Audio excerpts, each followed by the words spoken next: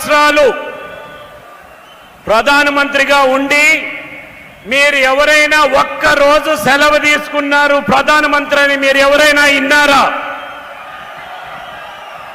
ఇది కేవలం భారతదేశం పైన ఉన్న ప్రేమ, పేద ప్రజల్ని ఉన్నత స్థానానికి, దారిద్ర్య రేఖ కంటే పైకి తెచ్చేదానికి ప్రతిరోజు ప్రతి నిమిషం మీకోసం మన కోసం కష్టపడుతున్న నరేంద్ర మోడీ గారికి ఒక పెద్ద ఎత్తున తప్పట్లతో ఆయన స్వాగతం పలకాలి.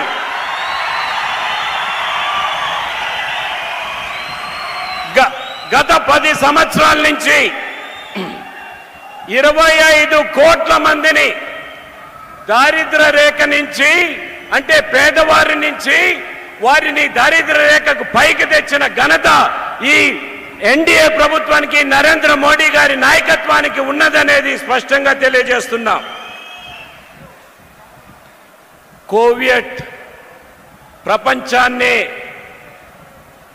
వణికిచ్చిన జ్వరం వస్తే ప్రపంచ సంస్థలన్నీ కూడా లక్షల మంది ఈ దేశంలో చనిపోతారంటే అతి త్వరగా కోవిడ్ కి వ్యాక్సినేషన్ కనిపెట్టి 220 కోట్ల డోసులు ఉచితంగా పేదవారికి అందరికీ వేసి మనకు జీవితం దానం చేసిన నాయకుడు నరేంద్ర మోడీ గారు. ఇదేగాక 100 దేశాలకి ఈ వ్యాక్సినేషన్ పంపించడం జరిగింది. పేదవారి కోసం 50 కోట్ల కొత్త బ్యాంక్ అకౌంట్స్ తెరిచిన ఘనత నరేంద్ర మోడీ గారి ప్రభుత్వం. ప్రతి ఒక్క అంశం కూడా పేదవారి దృష్టిలో పెట్టుకొని ప్రతి పేదవాడికి ఒకరితో వారికి కనెక్షన్ ఉండేది. ప్రతి పేదవాడు కూడా నరేంద్ర మోడీ నా కుటుంబ సభ్యుడు అనే భావన ఉండే వ్యక్తిగా నరేంద్ర మోడీ గారు మన ముందర ఉన్నారు. ఇక్కడ అలయన్స్ లో తెలుగుదేశం, జనసేన, బీజేపీ కలిసి పోటీ చేయడం జరుగుతూ ఉంది. ఇది ఇక్కడున్న పాలన చాలా దురదృష్టంగా ప్రజలను హింసించే పాలన జగన్మోహన్ రెడ్డి పాలన ఉన్నది. దీనికి అంతం చేసేదానికే ఈ ప్రతిపాదనతో రావటం జరిగిందనేది స్పష్టంగా తెలియజేస్తున్నాం. శాశ్వతంగా మనకు దేశానికి ఉన్న సమస్యలు 500 సంవత్సరాల నుంచి రామ జన్మభూమి సమస్యని పరిష్కరించి ఒక బ్రహ్మాండమైన దేవాలయం కట్టిన ఘనత కూడా ఈ ప్రభుత్వానికి ఉన్నది.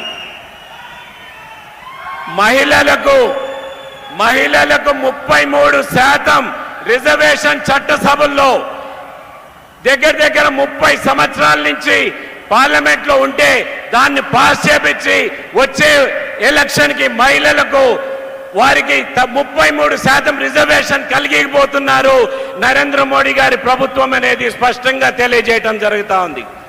ఒకసారి తప్పట్లు తట్టండి, 33% వస్తా ఉంది మీకు.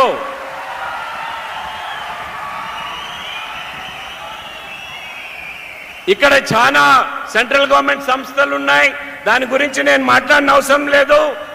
మనకు రాబోయే ఎలక్షన్ లో మోడీ గారి స్పీచ్ కోసం మీరందరూ కాసుకొని ఉన్నారు. రాబోయే ఎలక్షన్ లో మీరందరూ కూడా మరోమారు రాజంపేటలో మోడీ గారు బీజేపీ టార్గెట్ 370 సీట్లు పెట్టుకోనుంది. మన రాజంపేటని ఆ 370లో మీరు ఆశీర్వదిస్తారా అనేది నేను మీ అందరినీ కోరటం జరుగుతూ ఉంది.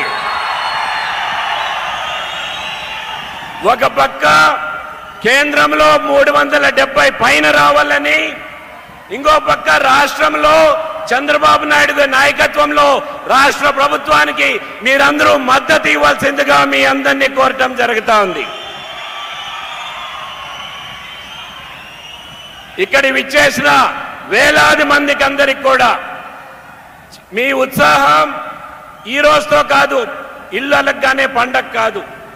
మన పండగ, ఓట్ల పండగ మే 13వ తేదీ ఉంది. మే 13వ తేదీ వరకు మీరు బాగా పనిచేసి ఒక పక్క కేంద్రంలో బీజేపీని నరేంద్ర మోడీ గారిని మరోమారు ప్రధానమంత్రిగా చేయాల్సిందిగా మీ అందరినీ కోరుతున్నాను. ఒక్కసారి మీరందరూ కూడా నరేంద్ర మోడీ గారిని ప్రధానమంత్రి చేసేదానికి 2 చేతులు ఎత్తి మీరు స్వాగతం పలకాల్సిన అవసరం ఉంది. 2 చేతులు.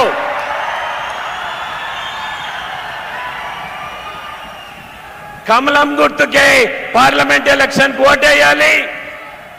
అదేవిధంగా అసెంబ్లీ ఎలక్షన్ లో ఎక్కడెక్కడ తెలుగుదేశం పోటీ చేస్తుందో సైకిల్ గుర్తుకి మీరందరూ ఓటేయాల్సిందిగా కోరుతూ, ఎక్కడెక్కడ జనసేన పోటీ చేస్తుందో గ్లాస్ గుర్తుకి ఓటేయాల్సిందిగా కోరుకుంటూ నేను సెలవు తీసుకుంటున్నాను.